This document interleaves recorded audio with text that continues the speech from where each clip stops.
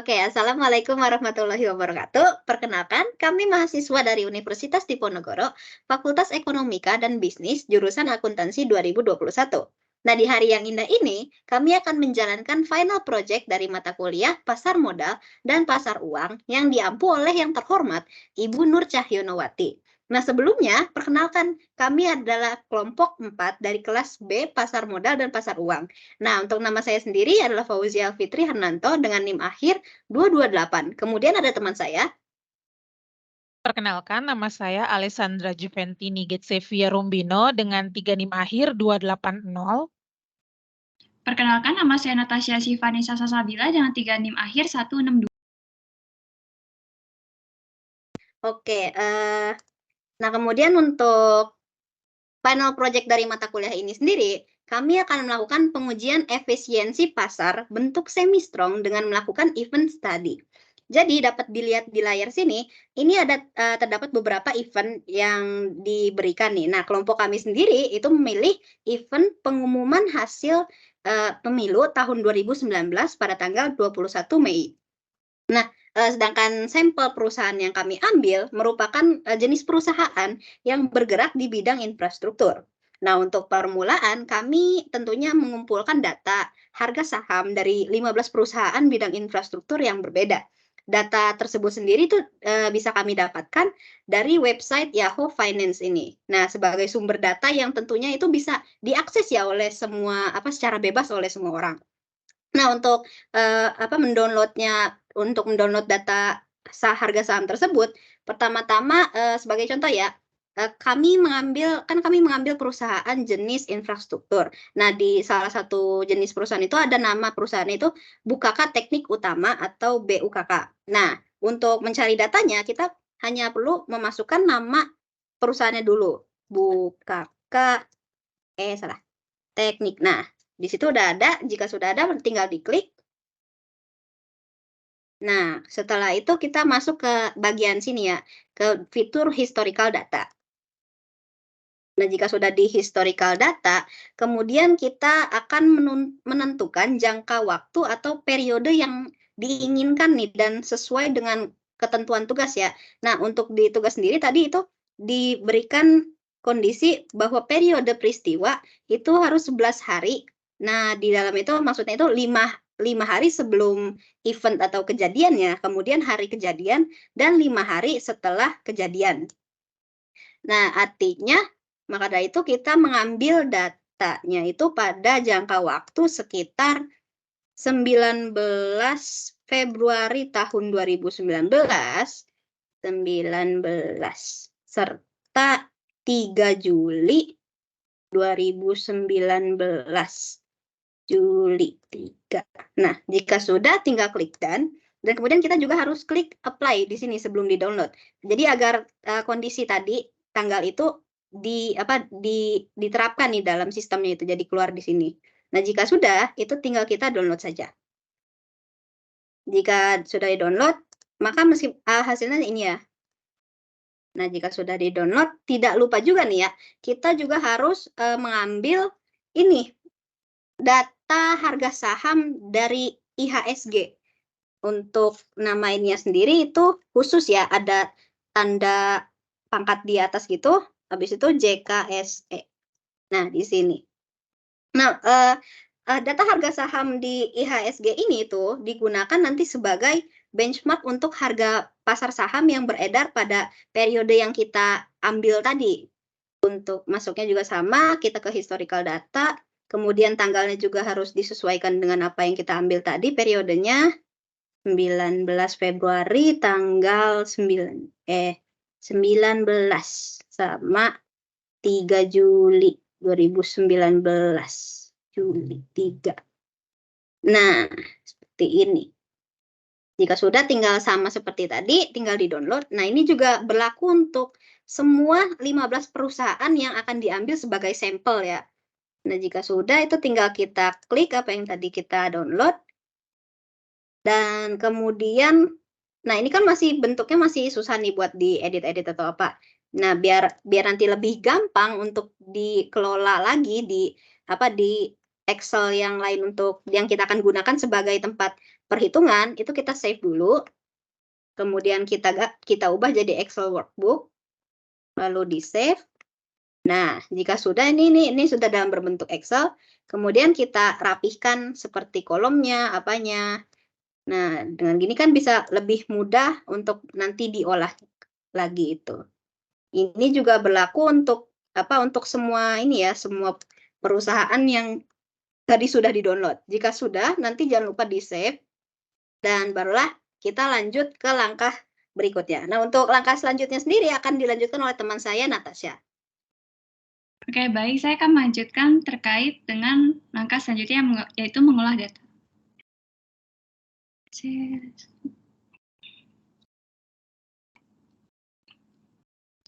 Nah, apakah sudah terlihat? Sudah. Nah, dalam mengolah data, ini kan kita akan mengambil, kan tadi kan sudah diperlihatkan, kalau tadi itu ada beberapa kolom. Nah, kita tuh untuk mengolah data itu kita hanya perlu mengambil data dari adjusted cost, yaitu yang dimana harga penutupan yang telah disesuaikan itu. Nah, itu berlaku pada untuk perusahaan yang kayak kita analisis dan dengan harga saham IHSG. Nah, pertama untuk melakukan analisis itu kita tuh harus menghitung return dari perusahaan yang akan kita analisis ini. Nah, untuk menghitung return-nya, kita bisa menggunakan rumus yang ada di sini. Ini saya zoom.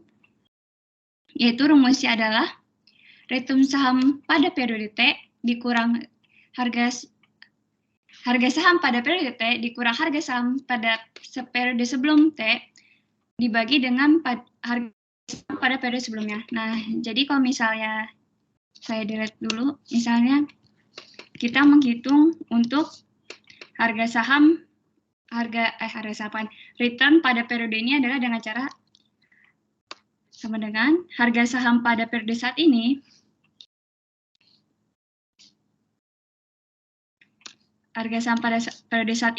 dikurang dengan pada saat periode sebelumnya dibagi dengan periode sebelumnya.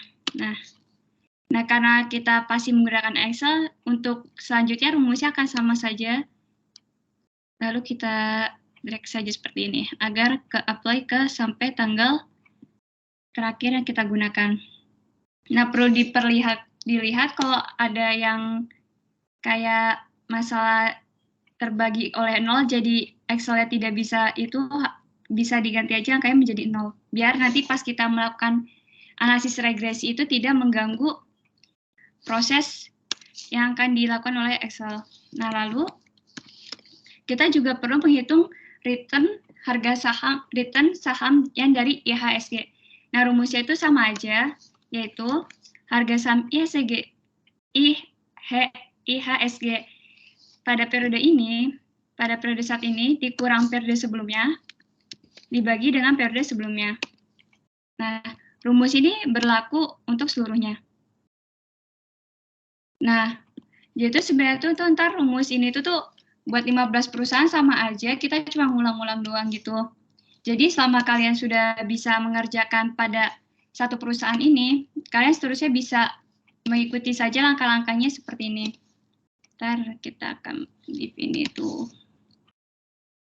Nah, lalu untuk regresi sendiri itu tuh sebenarnya mungkin kita tidak akan menghitung secara manual ya, karena itu terasa sangat ribet. Jadi kita akan menghitung menggunakan teknologi yang sudah ada, yaitu menggunakan data analisis di Excel sendiri. Nah, untuk menghitungnya tuh kita bisa dari Excel, kita bisa ambil dari atasnya ada yang data, lalu pilih data analisis. Nah, pilih aja yang regression. Nah, regresi ini tuh ngambilnya tuh cuma 60 hari sebelum kejadian, atau bisa dibilang tuh cuma 60 hari pada satu sebelum 5 hari kejadiannya ini. Nah, ini tuh kenapa kita mencari regresi? Regresi itu tuh nantinya diperuntukkan untuk mencari alfa dan beta kita. Nah, sebentar, sampai sini. Ya, udah 61.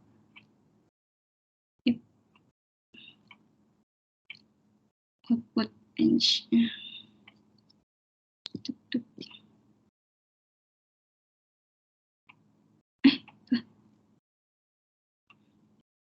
Bentar ya teman-teman. Analisis, regression, oke. Kita pilih yang output range, kita pilih di sini aja. Nah, oke. Nah, lalu udah ketemu. Nah, alfanya itu tuh nanti untuk nilai alfa kita akan memakai nilai yang di intercept ini, koefisien intercept ini. Nah, lalu untuk betanya kita akan menggunakan nilai yang X variabel 1 ini. Nah, setelah itu kita akan menghitung expected return dari ini. Nah, expected return saham ini tuh dihitung dengan rumus yang seperti ini.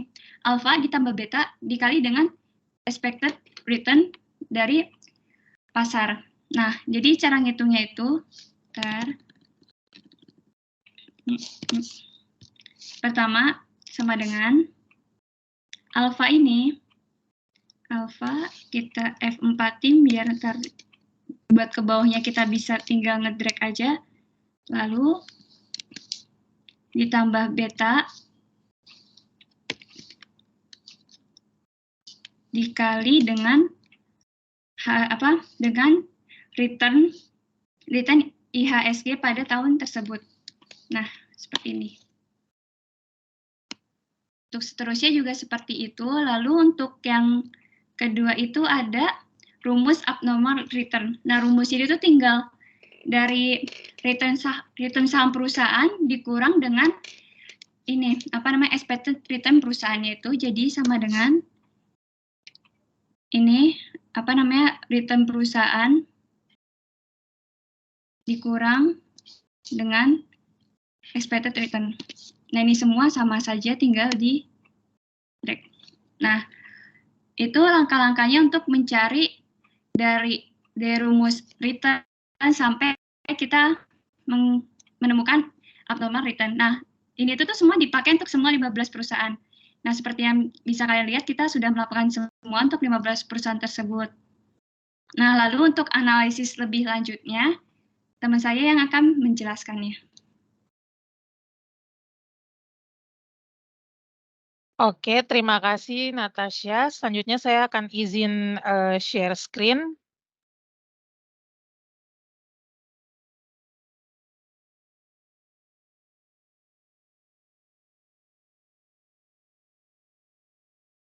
Apakah sudah terlihat jelas? Oke, di sini setelah tadi kita sudah menemukan data dari abnormal return, kemudian kita akan memasukkannya ke dalam tabel ini ya, dari ke-15 kode saham perusahaan untuk kita mencari AR atau average abnormal return dan juga CAR atau kumulatif average abnormal return. Jadi data-data yang ada di sini dari ke-15 perusahaan ini, kita itu tinggal langsung ambil dari abnormal return yang tadi sudah dihitung sebelumnya oleh teman saya ini tinggal kita masukkan kembali ke dalam sini. Kemudian setelah semuanya sudah masuk, lalu kita mulai dapat menghitung average abnormal return-nya. Bisa dilihat ini untuk contohnya, misalnya 5 hari sebelum tanggal kejadian, itu dari ke-15 perusahaan ini dibagi menggunakan rumus Excel yaitu average. Kemudian setelah kita mendapatkan semua hasilnya, kita akan mencari CAR atau kumulatif average abnormal return-nya. Untuk CAR dari 5 hari sebelum tanggal kejadian ini, itu diambil dari average abnormal return-nya yang tadi di sini. Kemudian untuk yang hari selanjutnya, itu dapat kita ambil dari ini, dari CAR pada saat ini ditambah dengan average abnormal return-nya. Nah, kemudian ini disamakan aja untuk semuanya, sama seperti yang tadi. Kemudian setelah kita menemukan AAR dan juga CAR-nya, kemudian kita akan menghitung AAR, yaitu average abnormal return sebelum dan sesudah tanggal peristiwa atau tanggal kejadian itu. Cara hitungnya juga sama dengan menggunakan average dari ini. Misalnya untuk yang sebelum pada perusahaan IDPR itu kita akan masukkan di sini, kita blok kelima ini 5 hari sebelum tanggal peristiwa kejadian. Jadi dari T-5 sampai dengan T-1 lalu kita menggunakan rumus average untuk mendapatkan hasilnya. Kemudian untuk yang average abnormal untuk sesudah tanggal kejadian, di sini kita masukkan, kita blok T+1 sampai T+5, kemudian kita gunakan rumus average, dan kita akan mendapatkan hasilnya. Terus sama seperti tadi ya, kita tinggal blok saja ke bawah untuk mendapatkan hasil dari perusahaan lainnya. Nah, kalau sudah mendapatkan AAR dan juga CAR-nya, kemudian kita akan membuat grafik dari AAR dan juga CAAR-nya. Misalnya di sini ini hasil copy paste yang tadi ya, yang ini tabel yang AAR, ini hasil dari ini tadi. Kemudian dari sini kita tinggal masukkan saja ke sebentar. Gimana sih?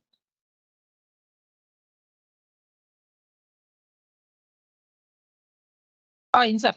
Mohon maaf, tadi dari data yang sudah kita buat ini, dari tabel, kita tinggal insert, kemudian kita gunakan line, dan kita tinggal pilih mau menggunakan line yang mana. Gitu. Ini juga sama untuk yang CAR-nya. Datanya tinggal kita blok, kemudian kita insert, dan kita tinggal gunakan pilihan lain yang tersedia di sini. Nanti hasilnya, datanya akan muncul. Bentar.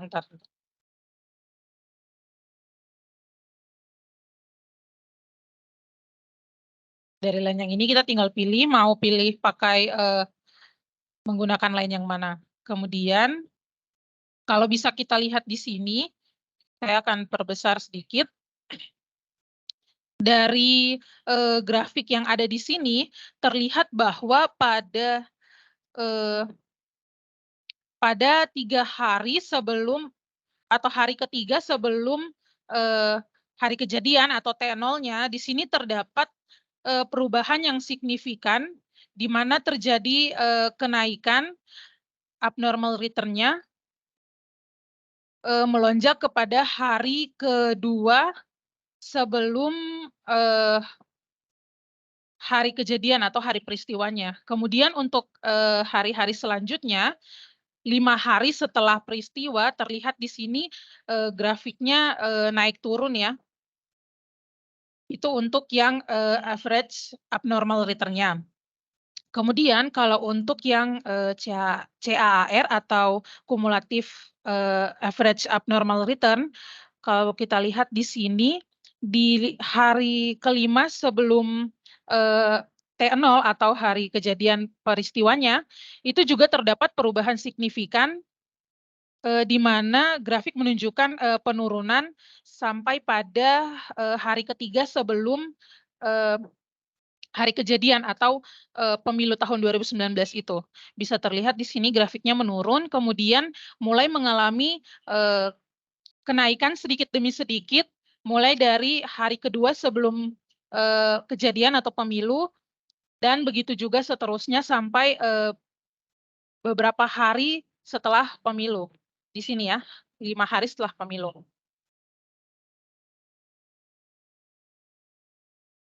Mungkin itu penjelasan dari saya terkait grafik dan juga kesimpulannya. Jadi ada beberapa perubahan signifikan yang terjadi pada AR di hari ketiga sebelum pemilu atau T0-nya, dan juga perubahan signifikan pada CAR, yaitu hari kelima sebelum pemilu sampai dengan hari ketiga sebelum pemilu. Selanjutnya saya kembalikan kepada rekan saya. Oke, terima kasih Alessandra atas penyampaian materinya tadi. Nah, gimana semua? Lumayan mudah nggak sih apa sih cara pengujiannya itu? Nah, jadi seperti itulah pengujian efisiensi pasar bentuk semi strong dengan melakukan event study event study yang telah dilakukan oleh kelompok kami. Nah, sekian dari kelompok kami. Nah, sebelumnya mohon maaf bila terdapat kesalahan baik dalam penjelasan maupun dalam tulisan. Terima kasih sudah memperhatikan. Kami izin pamit dan akhir kata wassalamualaikum warahmatullahi wabarakatuh. Bye bye.